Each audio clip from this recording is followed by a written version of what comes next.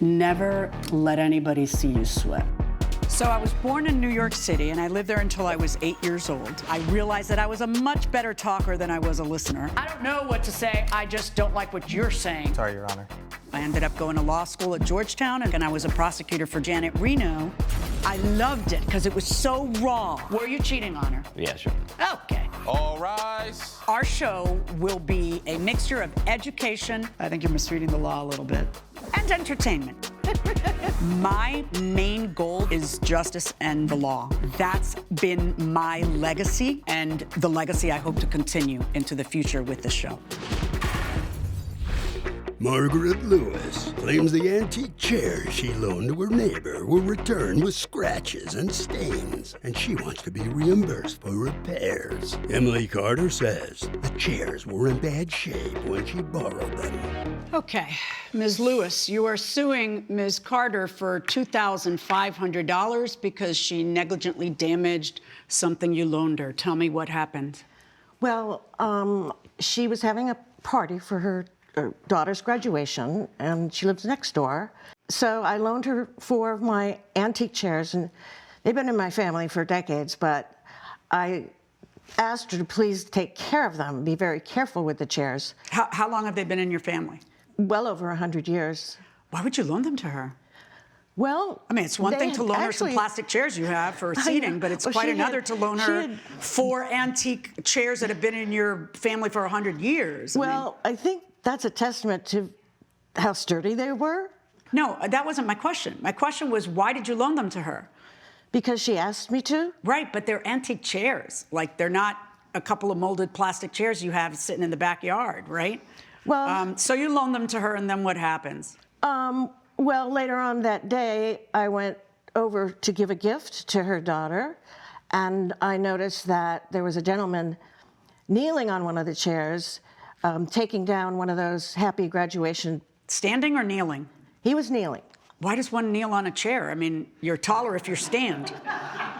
He was kneeling on the chair. Yes. That sounds super lazy. Well. All right, and taking down a graduation banner. Go ahead. Yes, he was. So, and then they brought the chairs back to my house, and I noticed that, well, 2 of the chairs were fine, but the other 2 had damage. What kind of significant damage? There were stains all over the upholstery. One of the chairs was missing a knob, and was it dangling? no, it had actually broken off. So it was missing? The knob was missing? It wasn't missing. Emily had it in her hand when she brought the chair back. Right, so wasn't it obvious? And didn't she say, oh my gosh, look what happened? And No, she didn't. did you say, hey, what happened when you saw it? Yes. It was obvious? I did. And what'd she say? Oh, well, I'm sorry, but my kids are perfectly behaved. And My kids are perfectly behaved. You have a party. You don't know who did it. Your chairs are in the same condition they are than when you gave them to me. Okay. And what did you say? That's not true. Look at them. All right. Do you have pictures of the chairs? Yes, I have exhibits. Okay. Let's see Exhibit A. Yeah, Exhibit A are the 2 chairs that have stains on the upholstery. Okay. That's the knob you're talking about. Yes. Okay, go on.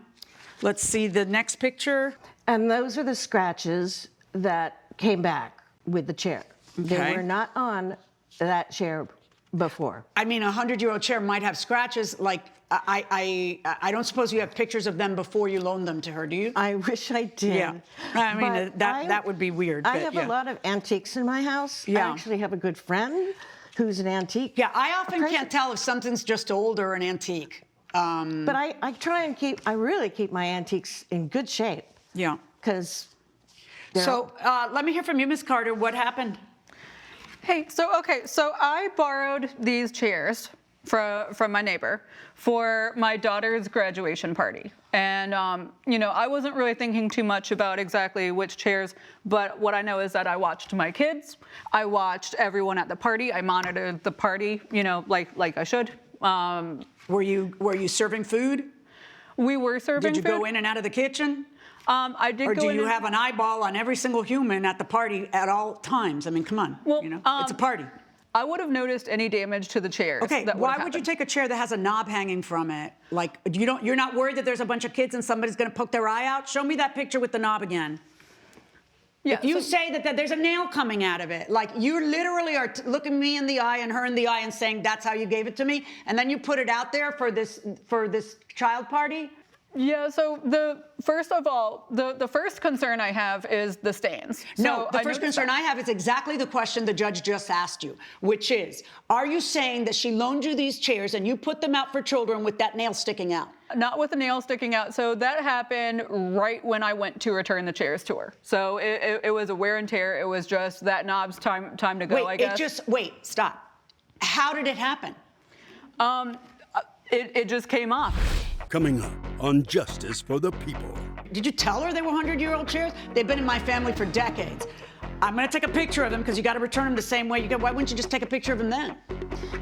Are you going to cry because I asked you that tough question? No.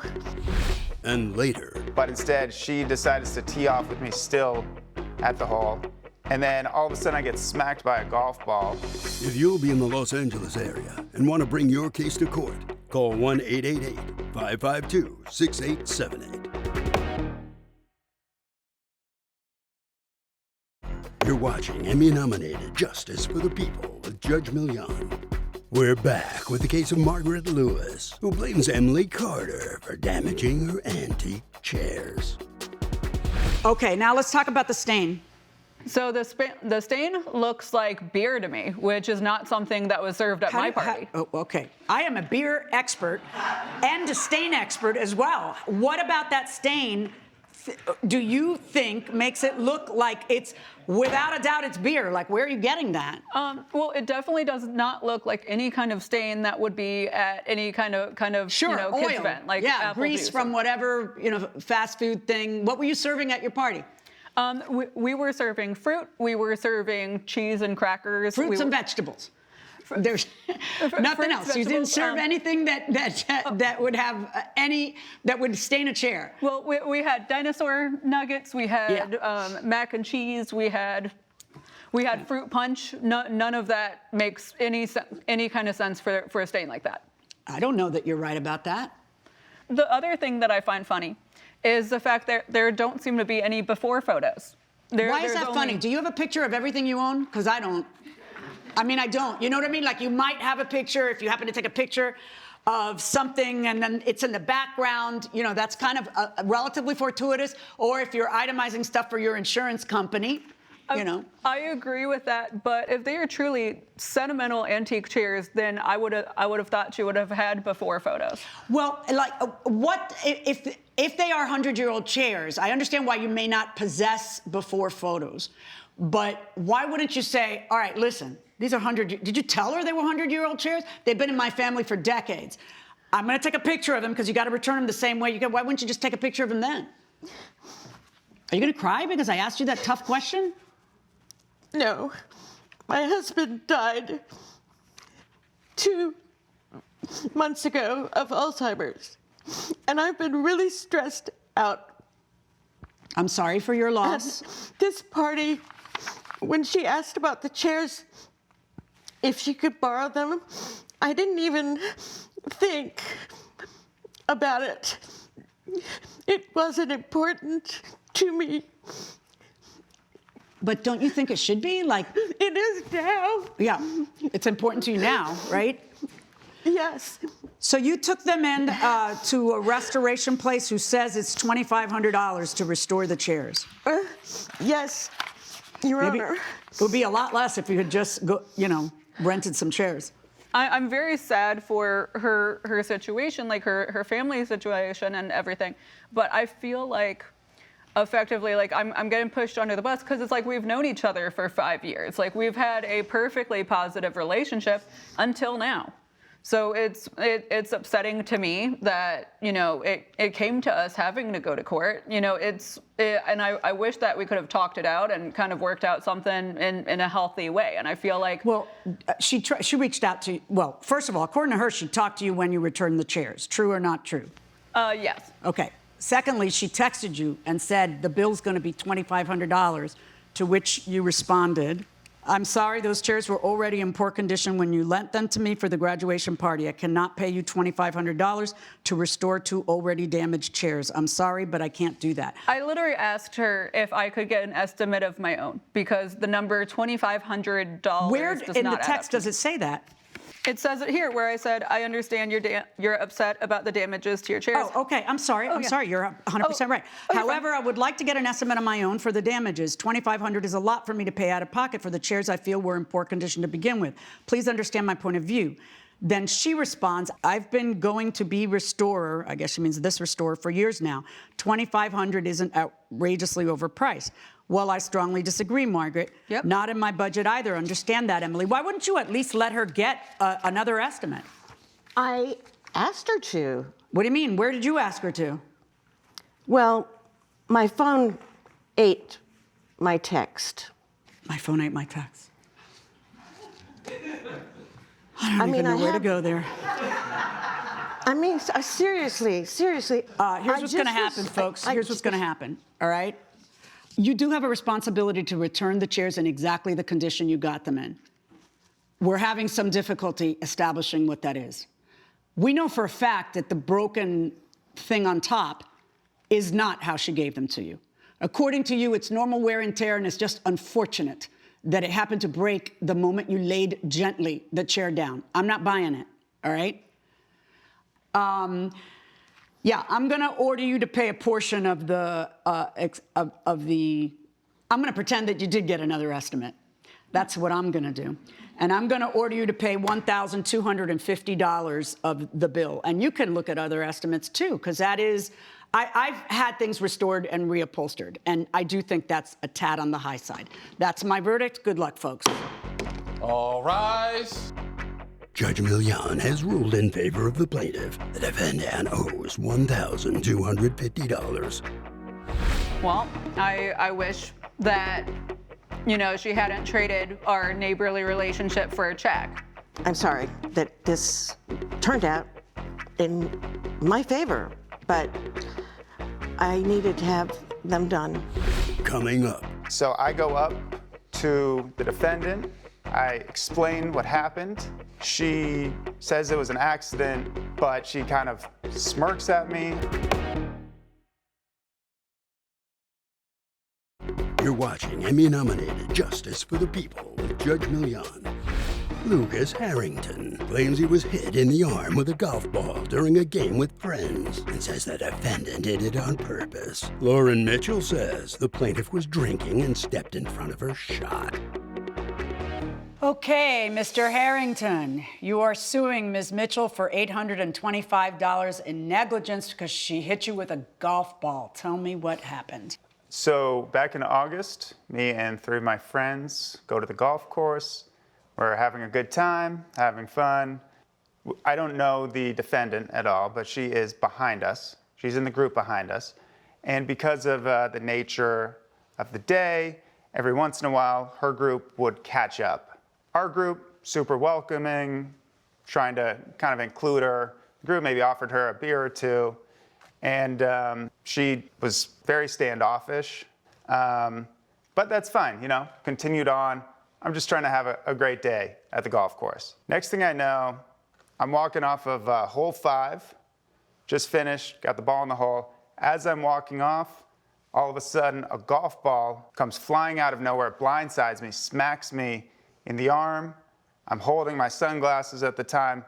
I stumble, I drop them, step on them. They're completely smashed and damaged. So I go up to the defendant. I explain what happened. She says it was an accident, but she kind of smirks at me. I don't know if it was intentional or not, but either way. You think she has that kind of aim where she wanted to hit you with and why would she want to hit you with a golf ball on purpose? Well, like I said, I think she was... unfriendly, but you think yes. to the point where she wanted to hit you with a golf ball? Because you felt that she smirked at you when you mentioned it. Coming up. Number one, that chart is inaccurate. He was already off the hole. If you notice where I'm standing, when I'm looking at the hole, I would have seen him. I did not see him in my vision at all. You're watching Emmy-nominated Justice for the People with Judge Milian. We're back with the case of Lucas Harrington, who is suing Lauren Mitchell for negligence. By the way, just so we're clear, she is over by the T. Yes. You are where? So I actually have a diagram in Exhibit A. Okay, let's look at Exhibit A. So if you see here, I am on hole 5, and I'm walking over to hole 6. Yeah. And she is teeing off. Now, you're supposed to wait for the person to exit the hole. That's standard golfing protocol. But instead, she decides to tee off with me still at the hole. And then all of a sudden, I get smacked by a golf ball. She yells "Fore" after the fact, after I got hit with the golf ball. Yeah, so then I go up to... Okay, let me hear from you. Hi, Your Honor. Number one, that chart is inaccurate. He was already off the hole. If you notice where I'm standing, when I'm looking at the hole, I would have seen him. I did not see him in my vision at all. So he was already off of that and on to number 6. He might have been in between, but he was off of hole 5. And when I was on the hole, when I noticed the ball was going toward him, I yelled "Fore" at that time. Him and his buddies, they were da-da-da-da-da the whole time. They were drinking alcohol. So he might not have heard me yell "Fore." Do you know how much alcohol they drank? I don't know how much because I wasn't with them, but they did offer, they opened up a cooler full of beer and offered us some. Why am I responsible for him being a klutz or being drunk and he can't hold his balance? Well, I wasn't a klutz and I wasn't drunk, Okay. first of all. How many beers had you had? A few. Truthful. What does that mean? A few's not a number that I 4. know. Few is 3 or more. 4 or 5, I mean. 4, 5. But I wasn't drunk 6, in 7. any way whatsoever. Okay. Judge Milian's verdict when Justice for the People returns. You're watching Emmy-nominated Justice for the People with Judge Milian. Your case rises and falls on whether or not she did something negligent. Right. She still hit me with the golf ball, though. Yes, I know. She hit you with the golf ball does not make you win. You do get that, right? You're on a golf course. You are assuming the risk of a golf course. And one of those risks is you might get hit by a golf ball. Of course. So to win a case against someone for being hit by the golf ball, you have to be able to prove to me that they acted negligently. Hitting a bad shot is not them acting negligently. Not on a golf course, because that's a risk of being on the golf course. The best you got is you telling me that when she went up to hit, it was when you were still picking up your ball and still there and all that. She says, that is completely false. My ball went flying and that graph is misrepresented. So it's your word against hers. She says you were off. Were you drinking 5 or 6 beers? We weren't drinking. You were drinking 5 or 6 beers. And I got to tell you, you're the one with the burden of proving a case when you come to court. The plaintiff has to prove by a preponderance of the evidence that it's the way you say. And I just don't feel that you've done it. Verdict for the defendant. All Thank you, Your Honor. Judge Milian has ruled in favor of the defendant. The plaintiff's claim is denied. Any last remarks for each other? Well, the judge saw it the way I did. I just don't think I had a fair chance to really explain everything. Exit this way, please.